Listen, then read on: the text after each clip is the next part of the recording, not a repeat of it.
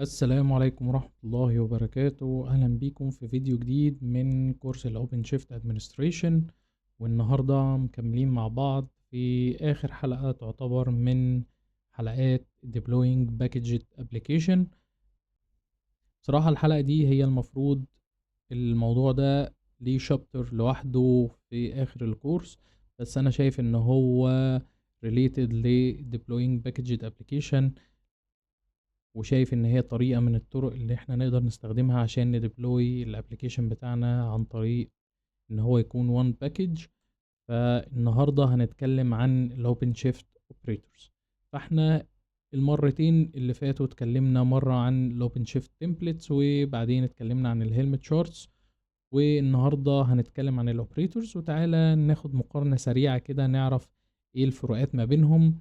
فلو اتكلمنا عن التمبلتس كانت مجموعة من اليامل فايلز، وكان معاها مجموعة من البارامترز بتحدد لنا الابليكيشن بتاعنا او بتغير في طبيعة الابليكيشن بتاعنا على حسب البارامترز او على حسب احتياجنا في الابليكيشن. وما كانش عندنا اوتوميشن قوي في طريقة الديبلويمنت بتاعت التمبلتس، لان احنا كنا بنروح نستخدم السي ال اي ان هو او سي بروسيس للتمبلت، او نستخدم الاو سي نيو اب عشان نديبلوي الابلكيشن بالتمبلت. وانس ان الابلكيشن ده اتعمل له ديبلويمنت، اي تشينجز المفروض بنروح نعملها على الابلكيشن دايركت مانوالي، مش بطريقه اوتوميتد. وحتى الابجريد او الرول باك هنروح نعمله مانوالي على الابلكيشن بتاعنا، ان احنا نروح نغير في الديبلويمنت او في الاوبجكتس بتاعتنا اللي بتكون الابلكيشن بتاعنا عموما. بما ان التمبلتس ما فيهاش اوتوميشن وتعتبر بسيطه، فيعتبر ان احنا المفروض نروح نستخدمها في الستاتيك ابلكيشنز اللي مش هنعمل عليها تغييرات كتير، او نستخدمها في السيمبل ابلكيشنز. بعد كده نروح للهيلمت شارتس.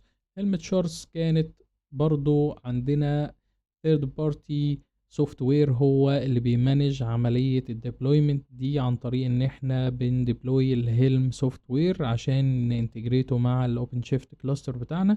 ويبتدي الهيلم سوفت وير هو اللي بيمانج الريبوز، بيمانج لو نزل نيو فيرجن من الابلكيشن بتاعنا نبتدي نقدر نستخدمه ان احنا نروح نعمل ابجريد او نعمل رول باك باستخدام الريفيجن نمبر. فمعنى كده ان احنا عندنا بطريقة ما بعض الاوتوميشن، ونقدر نستخدمه في الكومبلكس ابلكيشنز شويه، وبنمانجه عن طريق الهيلم سي ال اي زي ما خدنا الفيديو اللي فات.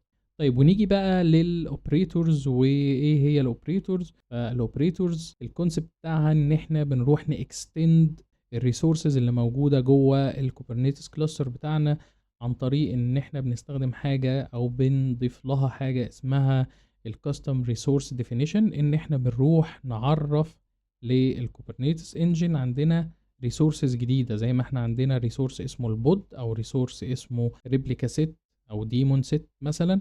لا، انا النهارده عايز اعمل ريسورس جديد اسمه داتابيز، فهروح اعرف ريسورس جديد اسمه داتابيز. وده بيخلينا ان احنا نقدر ممكن نقول له او سي كرييت داتابيز على اساس الريسورس اللي احنا عرفناه. وبعدين الريسورس ده بيبتدي يراقبوا مين؟ يراقبوا الكنترولر. فاكرين فلما اتكلمنا عن الاركتكتشر بتاع الكوبرنيتس عندنا حاجه اسمها كنترولر مانجر، مهمته ان هو دايما يتاكد ان احنا عندنا current state بتكون بتماتش الديزايرد ستيت اللي اليوزر قايل له عليها. مثلا في الريبليكا سيت عندنا كنترولرز للريبليكا سيت كانت دايما بتتاكد ان انا عندي مثلا لو انا طالب 3 ريبليكاز، دايما الكنترولر ده دايما بيروح يتاكد ان اللي موجود دلوقتي 3 ريبليكاز زي ما اليوزر طالب في الديفينيشن فايل بتاع الديبلويمنت بتاعته ان هم يكونوا 3 ريبليكاز. نفس الكلام بيتطبق على الاوبريتورز، ان احنا بيكون عندنا كنترولر مع كل اوبريتور مهمته ان هو يتاكد ان كل اوبجكت جوه الاوبريتور ده شغال زي ما اليوزر عايز. فبكده في اللايف سايكل مانجمنت بيحصل ايه؟ بيحصل ان الكنترولر دايما بيدور او دايما بيواتش على الكلاستر بتاعنا، ويتاكد ان احنا الديزايرد ستيت بتماتش الكرنت ستيت، ولو في حاجه فيها مشكله او مش شغاله بيروح يبتدي يعمل لها سيلف هيل. فبكده نقدر نقول ان الاوبريتورز تعتبر فولي اوتوميتد في موضوع الديبلويمنت. هنشوف كمان ان احنا نقدر ان احنا نختار واحنا بنديبلوي ابلكيشن باستخدام الاوبريتور هاب، ان احنا نقول له لما ينزل نيو فيرجن من الاوبريتور ده على الاوبريتور هاب هل يروح يعمل لها ابديت اوتوماتيك ولا يجي يسأل اليوزر الاول.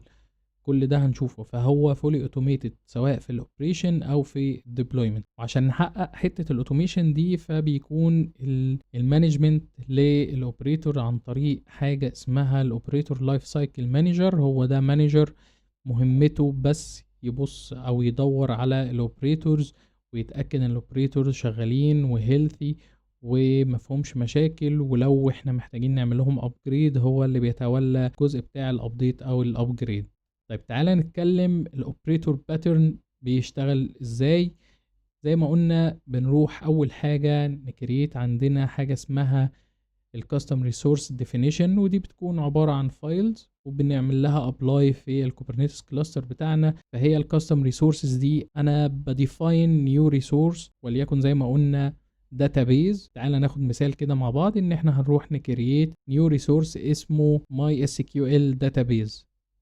فده ريسورس جديد، واحنا في الكاستم ريسورس ديفينيشن او الديفلوبر اللي بيعمل الكاستم ريسورس ديفينيشن هيروح يعرف كل الاوبجكتس اللي هو محتاجها، كل الريسورسز اللي هو محتاجها.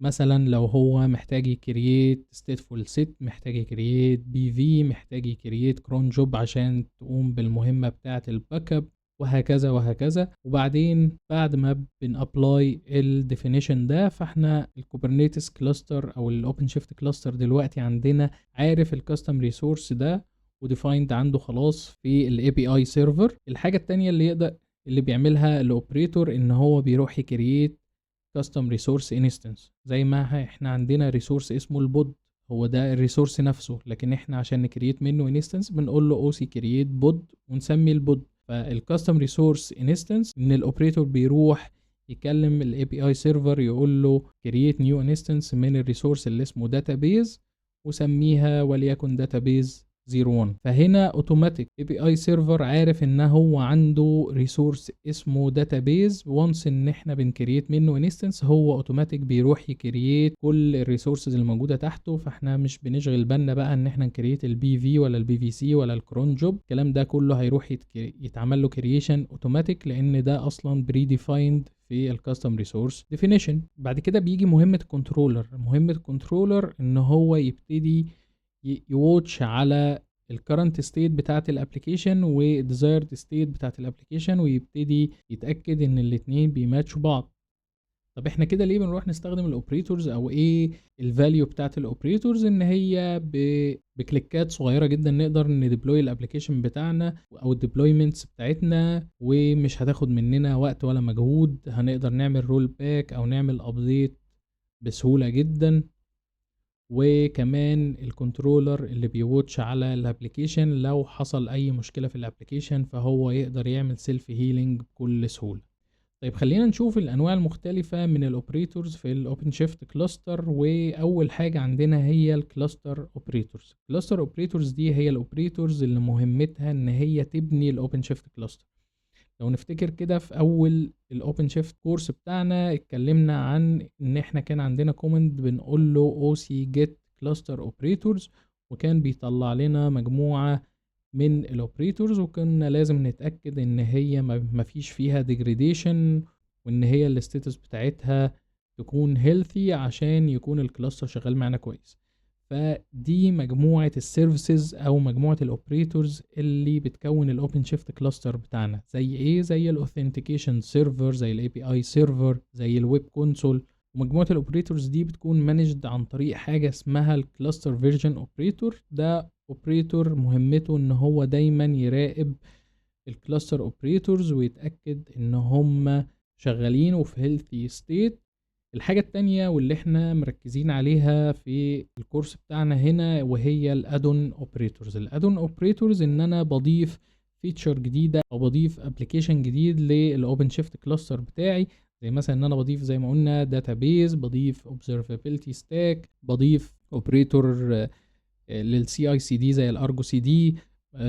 مثلا حاجة مهمة جدا بنضيفها او بنشتغل بيها اللي هو الادفانسد كلاستر مانجمنت. لو احنا عندنا اكتر من اوبن شيفت كلاستر بنروح نضيف ادون لواحد من الاوبن شيفت كلاسترز اللي عندنا، ونخليه يبقى هو بيمانج بقيه الاوبن شيفت كلاسترز من سنترلايزد مانجمنت يو اي. وده زي ما احنا قلنا هو ادون او اضافه بتضاف للاوبن شيفت كلاستر، فحتى وقتها هتلاقي الكونسول اختلف. الكونسول بقى عندك الكونسول بتاع مانجمنت للاوبن شيفت كلاستر العادي، وتضاف لك كونسول جديد تقدر تمانج بيه الادون الجديده اللي هي الاي سي ام او الادفانسد كلاستر مانجمنت.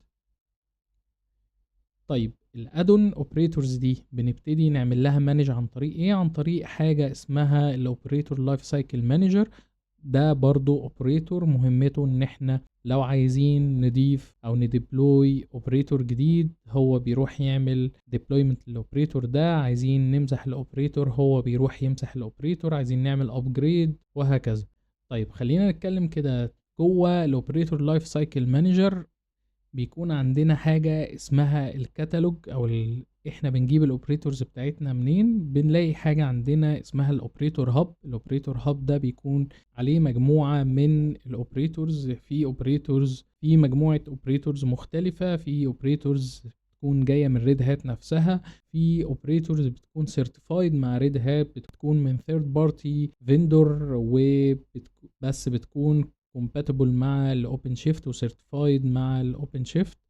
في طبعا community operators بتكون developed من الكوميونتي ودي ما بيكونش ليها official support. وكمان بيكون في بعض الفيندورز بيكون عندهم custom catalogs او custom operators بيجيبوها عن طريق ان احنا بنضيف الباكجز بتاعتها على mirrors او على الكوي او على الريجستري بتاعنا، ونبتدي نديبلوي منه الاوبريتورز دي اوفلاين. طب تعالى ناخد مع بعض كده ديمو سريع. وتعالى اول حاجة نبص على الكلاستر اوبريتور ونقول له oc get cluster operators، وهنلاقي هنا عندنا كل الكلاستر اوبريتورز او الاوبريتورز اللي بتقوم الاوبن شيفت كلاستر عندنا، زي ال HCD، هنلاقي عندنا ال API سيرفر، هنلاقي الانجريس، هنلاقي الايمج ريجستري، ال DNS، الكونسول والنتورك. وكل الاوبريتورز اللي قدامنا دي هي دي الكور فانكشنز او الكور اوبريتورز اللي مسؤولة ان هي تقوم عندنا الاوبن شيفت كلاستر. وزي ما قلنا الاوبريتورز دي اللي بيتحكم في اللايف سايكل مانجمنت بتاعتها اللي هو الكلاستر فيرجن اوبريتور. طيب تعالى كده نروح على الكونسول بتاع السي ار سي بتاعتنا ونقول له سي ار سي كونسول.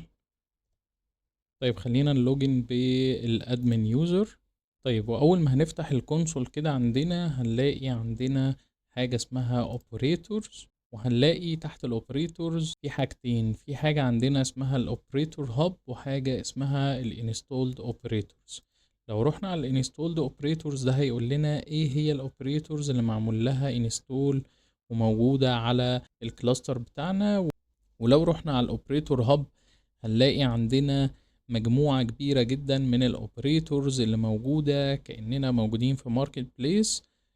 اوبريتورز مختلفة من فيندورز مختلفين من سورسز مختلفة، كمان في سورسز زي ريد هات، في سورسز تكون سيرتيفايد دي معناها ان هي من فيندور غير ريد هات، وسيرتيفايد من ريد هات ان هي تكون compatible مع الاوبن شيفت. في حاجات بتكون كوميونتي ودي ملهاش سبورت، وفي حاجات ماركت بليس ان في فيندورز بيبيعها هي والسبورت بتاعها بلايسنس. فمثلا لو بصينا زي ما احنا كنا اتكلمنا ان احنا ممكن نستخدم ال ACM او ال Advanced Cluster Management، او كمان في حاجة اسمها ال ACS ال Advanced Cluster Security. كل دي add-ons نقدر نضيفها لل OpenShift Cluster بتاعنا.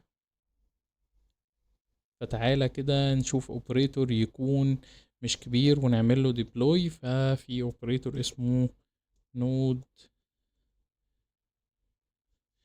feature discovery operator.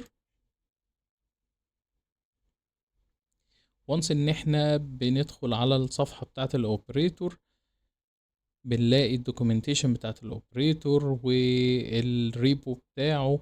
لو قلنا له install، لما نقول له install هيدخلنا هنا على صفحة تانية. الصفحة دي